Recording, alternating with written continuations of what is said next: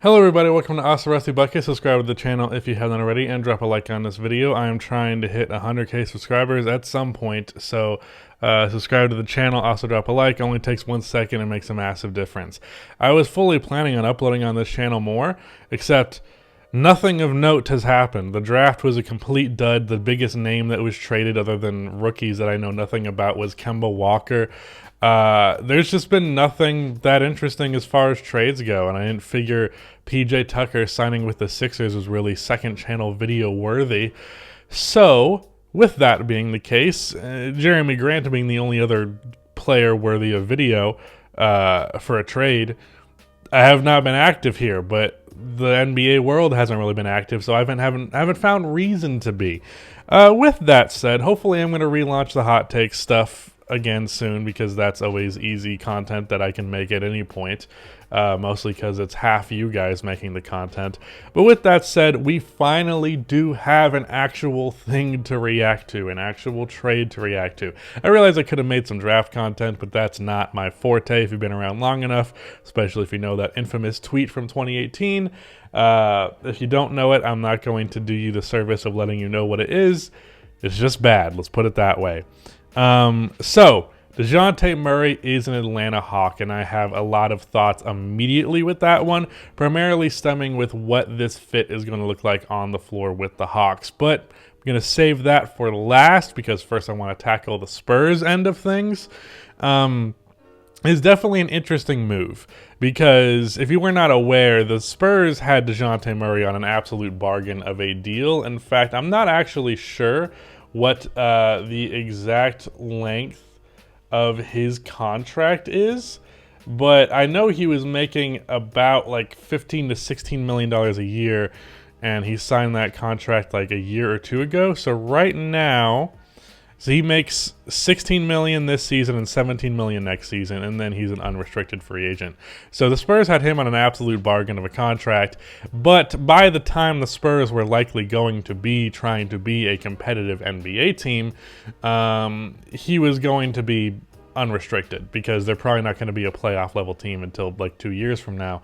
So they were like trying to avoid paying the guy the max, and I fall somewhere along the lines of, I understand that, but also what were your other options? Because on one hand, while Dejounte did average nearly a triple-double, and he was really, really good this year in an all-star, I don't know that he's quite a max-level player.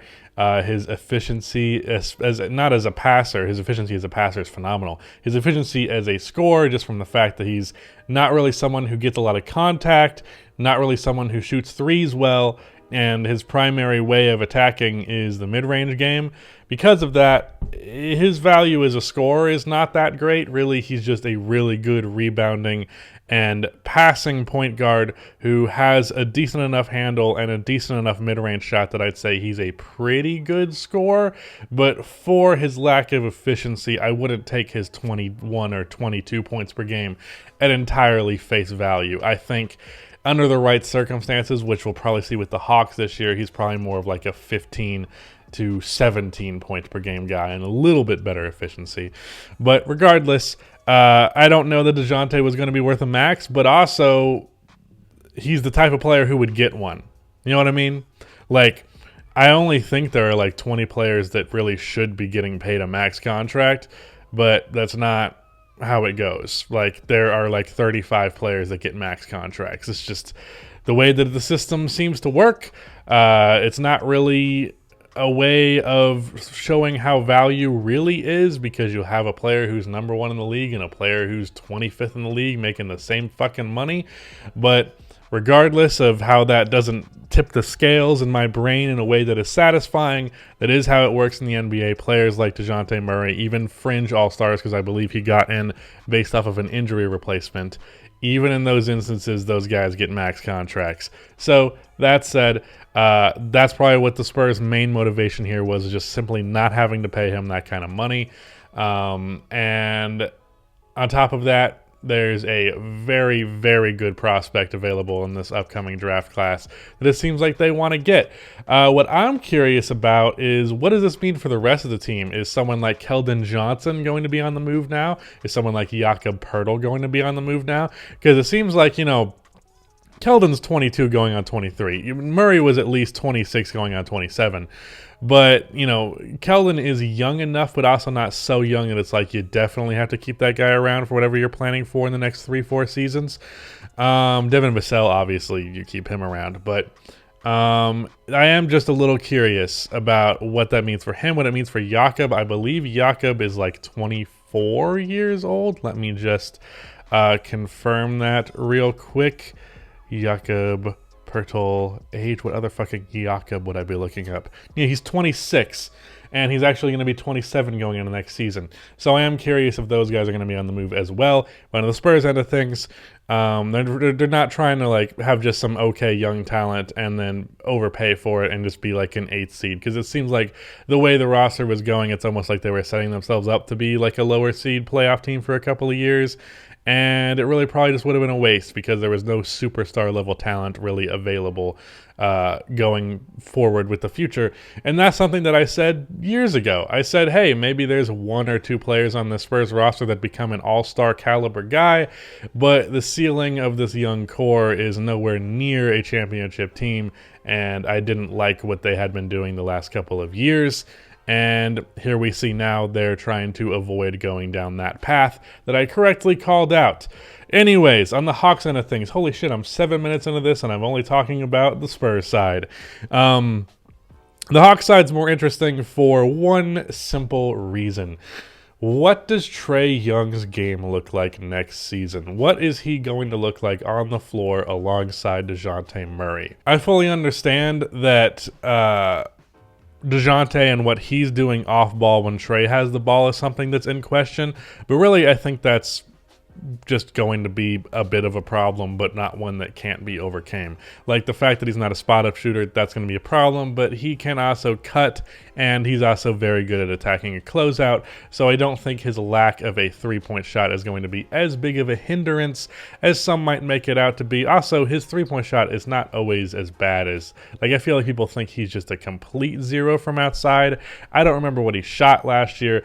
I just know in the games that I saw him play, he looked relatively confident from outside, and I believe he shot like 34%. Let me just fact check that real quick.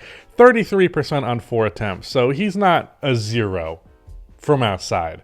But either way, yeah, Dejounte, primarily his off-ball role is just going to be hit a wide-open three.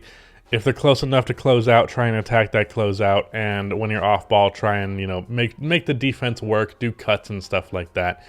But what I'm interested in is, will Trae Young unlock his off ball ability that he doesn't really seem to possess that much, but also hasn't had a ton of opportunity and situational situations. That doesn't even make any sense. Hasn't really been in the situation to necessitate that type of play style, because regardless of how good Trae could potentially be off ball, you would rather Trae have the ball than Bogdanovich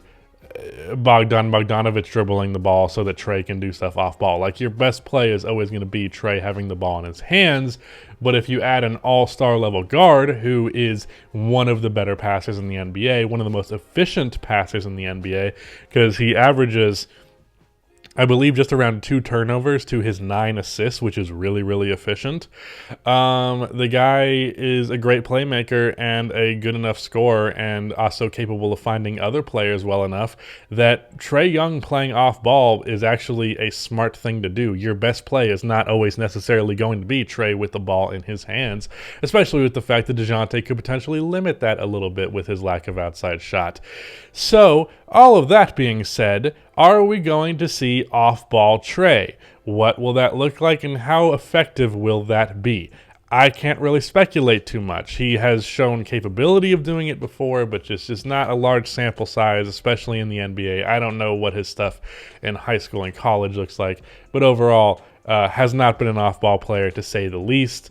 I'm going to be interested to see if it's probably something he's going to have to work on this offseason, and it's something that is going to be interesting for that franchise. Now, outside of that, I think another huge factor in this move, I haven't even talked about what the Spurs got back. It was a bunch of first-round picks and Danilo Gallinari, with Gallo just being a salary filler, and I believe he's an expiring contract. If not, it's a 2-year deal at max. What I think is significant about this trade is that what was originally rumored was that John Collins was going to be included in the move. Now, that's obviously not the case. John Collins is still, at this time, an Atlanta Hawk.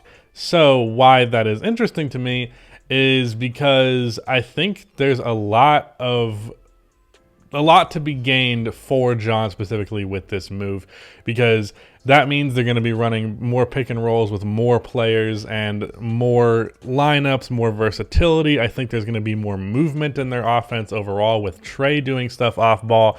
There's going to be opportunities for John Collins to set off ball screens for Trey that actually result in him getting some offense as he slips and rolls with the basket.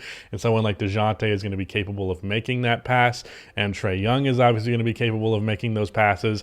I think we're going to see a better John Collins next year because of this move. So this is one of those moves that I really love it when you make a move and it's great that you got this player, but it's also great that you know that it's going to improve the play of another. Like, that's kind of what we hoped Kyle Lowry to Miami would be. It was like, yeah, Kyle Lowry's great, but also what's this going to do for Bam? That's great. Didn't really work out that way because Kyle Lowry barely fucking played, and when he did, he wasn't good, mostly due to injury. But regardless, it's that same principle. I think John Collins is going to be a better player next year. Hell, Clint Capella will probably be a better player just because there's even more playmaking to make that offense even more free-flowing, and I think it's going to get more shots for everybody involved, and it's going to be great. I really, really like this move for the Hawks. I think it's a home run. I will say there is potential that this move ends up backfiring in that you kind of banked a lot on this being the move that really sets your franchise going forward, and maybe someone else becomes available next offseason. It's like, maybe we jumped the gun and it would have been nice to have those assets now, and we gave them away for Dejounte Murray. But at the very least, I think this move is going to make the Hawks a much better team next year. I think it pretty much guarantees, I don't want to say guarantees because the East is really good, but it makes me a lot more confident they will have a playoff spot than last year, which they did end up getting one through the play-in tournament, if I'm remembering that correctly, but obviously that didn't amount to much. Yeah, they played the Heat in round one. I think this move is going to be huge for them, and I really think it's a fucking home run.